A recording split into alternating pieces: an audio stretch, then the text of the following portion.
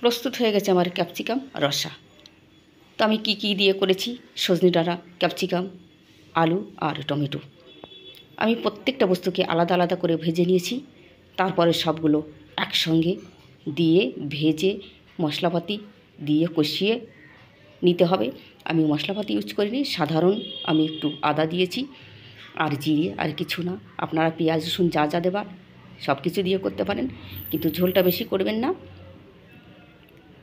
ঢাকা দেবেন জল দিয়ে, পরিমাণ মতো জল দিয়ে ঢাকা দিয়ে দেবেন। তারপরে কিছুক্ষণ বাদে 10 মিনিট বাদে আলগা করে দেখবেন, গলে গেলে ভালো কথা, নামিয়ে সম্বরা দেবেন। আর যদি না গলে পুনরায় আপনারা ঢাকা দিয়ে তারপরে নামিয়ে সম্বরা দেবেন। আপনারা 1 সম্বরা দিতে পারেন, তবে 2 সম্বরাতেই বেশি ভালো লাগবে। তো এইভাবে আপনারা তৈরি করে খেয়ে দেখুন, খুব ভালো লাগবে। আশা করি আপনাদের রেসিপিটা ভালো লেগেছে। এটা গরম ভাত দিয়ে খাবেন বা গরম রুটি দিয়ে খাবেন, খুবই সুস্বাদু